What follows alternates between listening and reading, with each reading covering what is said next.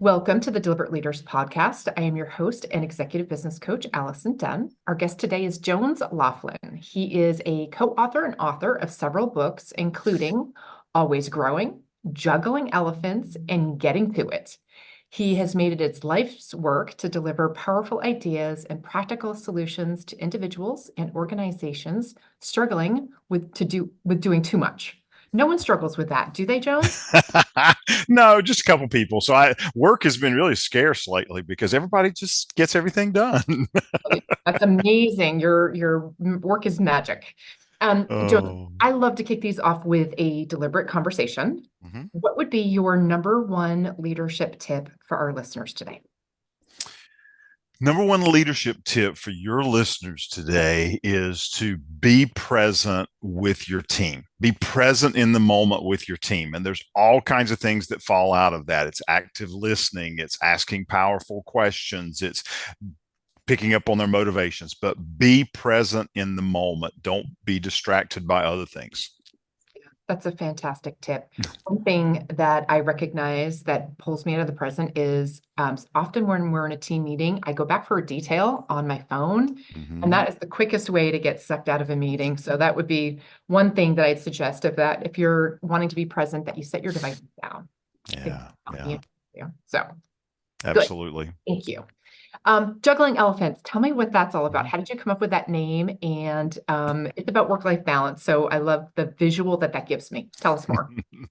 Thank you. And yeah, the whole idea of juggling elephants is what it feels like when we're trying to get everything done, whether that's work and the relationships in our life or just time for ourselves, that it just feels like it's overwhelming and it's heavy and things fall on us and cause all kinds of stress in our lives. So that's the problem.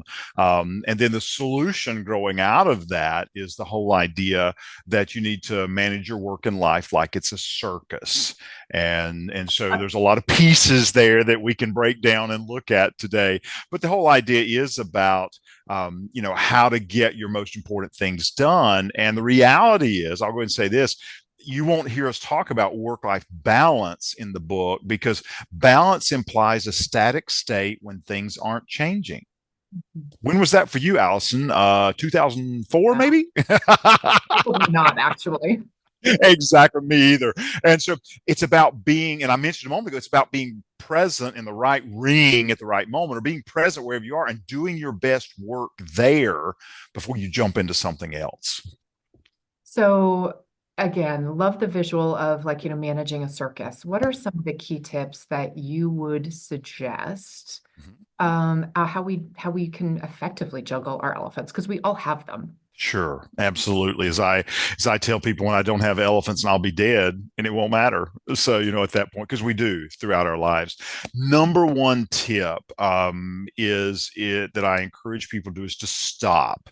You got to stop and think about what's going on. In fact, I have a question that I ask at many of my keynotes or training sessions or coaching sessions, and I'll say, in your drive to get it all done, what's not getting done or Mhm. getting done well?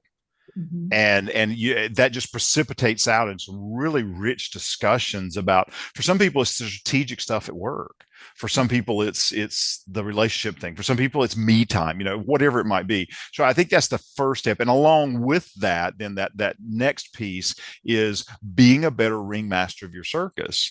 There's a fun moment when I'll ask people and I'll say, how many of you in the room or in the auditorium would say you're the ringmaster of your circus? And about half the group will raise their hand, the other half won't. And I say, I know why you didn't raise your hand, because you're saying, I'm not in control of everything. Neither is the ringmaster of a circus. They have a certain defined role, and that's their job to carry out. And so many of us don't, I think, get more intentional about managing our time and energy because we just feel out of control. And the question is, what do you have control of? And if it's 30 minutes a day, an hour a week, a couple hours a week, are you using that time wisely to get to some of those things you told me earlier that you don't have time for, that you're not getting to? Do you find that when people answer that, like just even using an audience as a setting, is it things that are important, or are they choosing to not do the things well that aren't important? Like, where does that fall in the spectrum? That's a loaded question. How much time do we have? 3 hours, for this. I find that generally people talk about some important things, but they're not necessarily big things. You're all about growing leaders. A lot of times, if I'm in a leadership type group, someone will say, "I'm not getting FaceTime with my team members." Yeah. They're not getting that chance to talk with them and find out what's going on. How can they best serve them? For some people, it's, if they're a parent of young children, it's like, I want more time with my child. And normally I'll ask them, if it's in a coaching session, I'll say, what would that look like? And they don't say I want 10 hours a week. They say, if I just had 30 minutes of uninterrupted time per day, that would be helpful. So I normally find it is the important things, but they're not normally big things.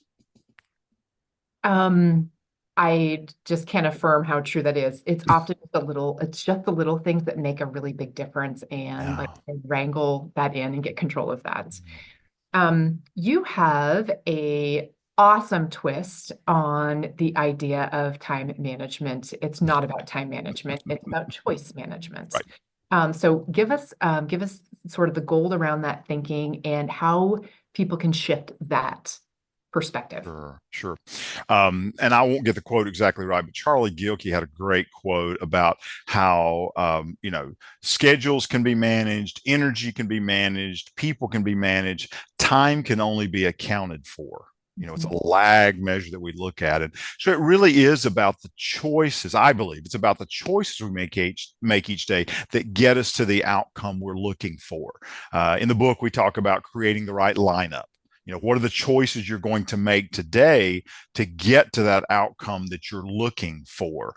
And those choices, Allison, start really early in the day. I know none of your listeners do this, but a great way to frame your day is to start your day going, what are my goals? What are my priorities? What do I want to accomplish? And I'm sure none of your listeners actually pick up that phone next to their bed and kind of scroll through social media or check their email or Slack messages. None of us do that. I mean, you're letting other people make the choice to be the ringmaster of your circus instead of you going, what do I want? Now, you got to check those messages. You got to do those other things. But starting our days by saying, what do I want? I think is such a powerful way to reframe the choices we're going to make throughout the day. Mhm. When you're coaching someone who has too much to do or thinks that they have too much to do, where do you start with them? I have this a slide that I typically use, or if I'm face to face, I'm old school. I might have a piece of paper, I put it out in front of them, and it has 23 different types of overload, and it comes from a book called Margin, Margin, which was a pivotal book and inspiring me to want to focus on this whole idea of work life success, work life balance, whatever we're calling it. And so I'll say, pick the ones that are most applicable to you right now. And there's things like decision overload, choice overload, noise overload, pollution overload, people overload. There's all these different types of overload. And so I'll ask them to, pick two or three. I say, now prioritize. If we could work with one today, which one will be helpful? And I find that gets them a little more focused because so often, as you know, Allison, people who have too much to do going on, you say, well, what's going on that's causing you to feel like that? Everything. I'm like, that's not helpful. I need you to pick one. And it's the old adage of how do you eat an elephant? One bite at a time. I think, how do you juggle elephants? It's picking one elephant you want to deal with and then coming up with a habit or routine to manage that within the confines of the discretionary time that you have. Yeah. I would like your help in coaching me through something that I would say a lot of people struggle with. And so I think that this would be really valuable. Okay. Because I know I have some good practices, but I'm sure you're gonna help me figure out the next level. I have team members who work in other locations, so we're not in the same office together. I'm sure Right. many people listening also feel that Sure. way. And I feel even though I have good habits, I'm still a slave to email. Mm. Help me. Oh. It's overload. You've warmed my heart, Allison. This is so touching. No, my favorite framework for email, and I know you've heard of it before, but it's called 3210. Okay. And it is a powerful tool. And your listeners are going to laugh when I first open it up. Okay, but here's the deal: 3210. You check your email 3 times a day. You stay in it 21 times each time you check it, and you get your inbox back to zero. Now, your listeners are going, oh, I've got 20,000 emails. And if I only check my email 3 times a day, I'd get fired. And I understand that. But think about the beauty of what that structure is. 3 represents the number of times you check your email. Okay. We're not intentional about that, or so many people aren't. They grab their phone. I'm just going to check my email, and they're 20 minutes later, they're still in there. But it causes you to say, how many times a day do I check it, and how could you check it less? Okay. And so that's the first step. The second step is that 21 minutes is, anytime we time ourselves, is we'll move faster. And if you say to yourself, I've got 30 minutes to check my email, and we set a timer, then we're going to work faster to get whatever it is that we want to get done, which leads us to the last one of inbox zero. Maybe your goal is just to process the emails that have come in since the last time you checked. Maybe it is to get your top 50 processed, or maybe it is just to take care of the dumpster fires that are in your email. But it's having a plan when you go into your email versus saying, I'm going to check it, and then we just go all kinds of directions. So that's my strongest tip. And you got to make it work for yourself. Like I say, maybe it's 5, 30, and 20,000. I don't know. But that's the strategy I would suggest. Okay. So for those of us who are like, I can't do that, help me like shift my thinking to how do I actually get it to zero? Like, what do I need to let go of in my own thinking that prevents that? And I Sure. am not alone. Right. Oh, no, no, no, no, no, you're not. One of the things that I encourage my coaching clients to do, if that's a hang up for them, it's like, oh, zero, there's several options. One of them is you could simply take and copy those emails into an old email folder.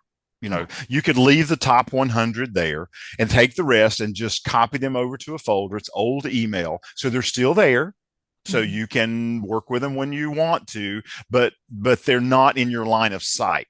You're not feeling overwhelmed when you click in your inbox and go, oh, there's 7,000 in there. So, I think that's one option.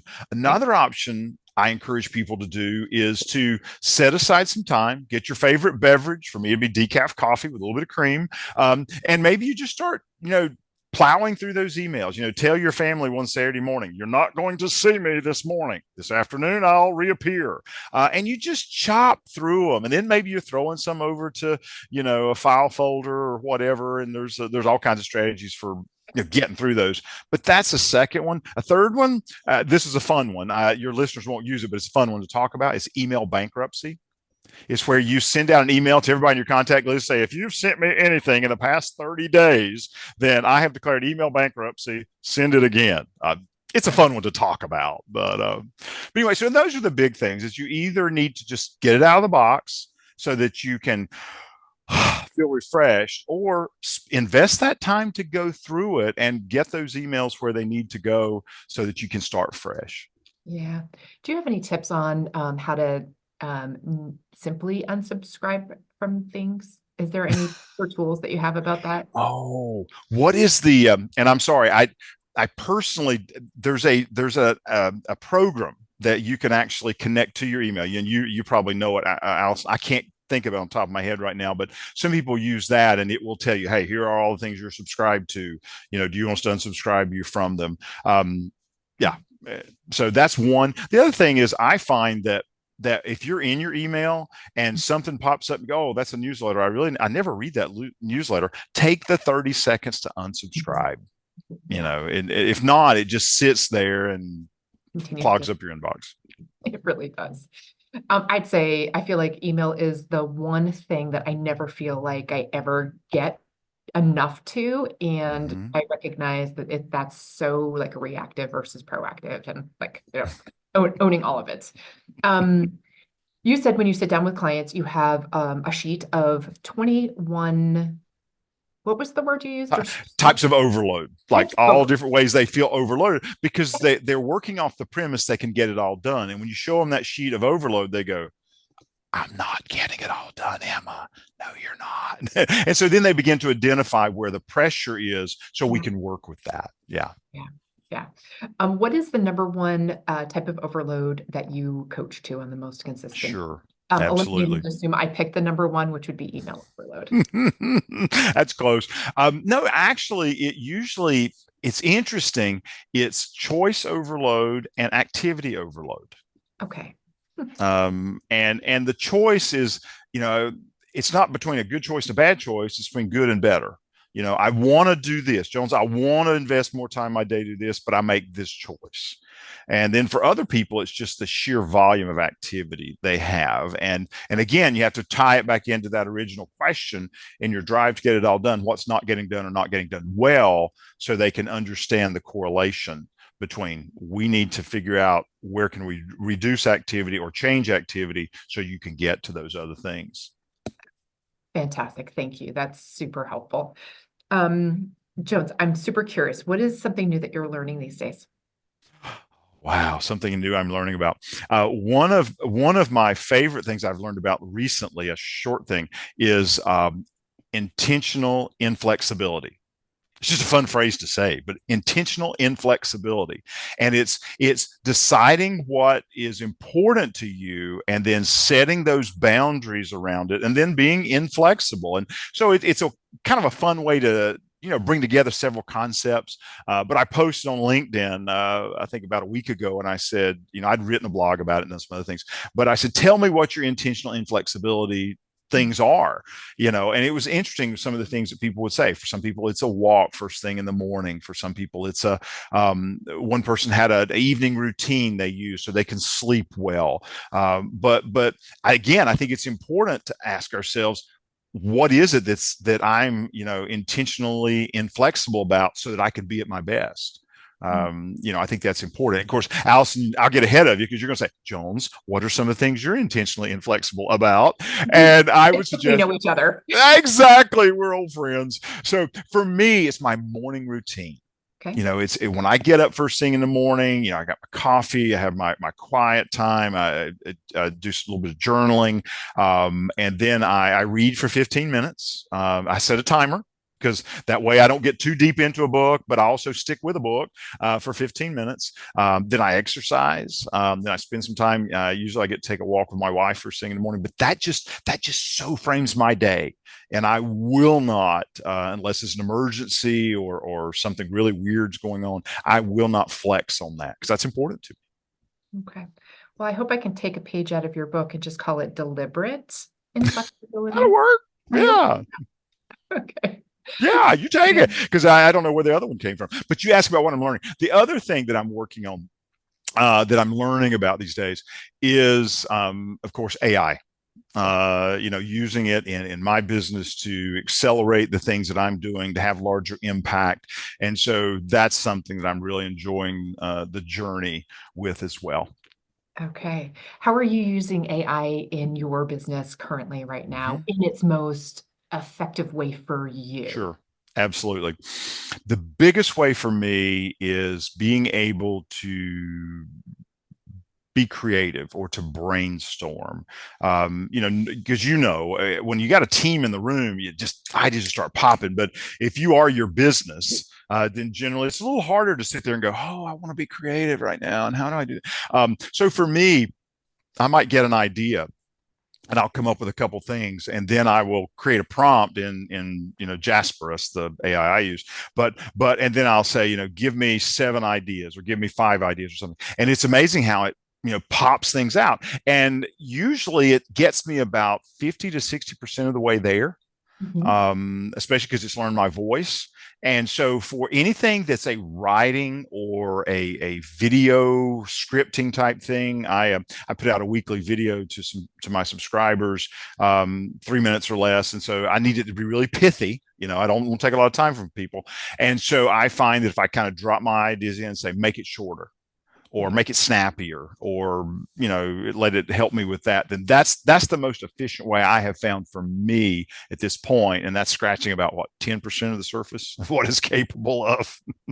I have not used the one that you're using, which you said is Jasper, correct?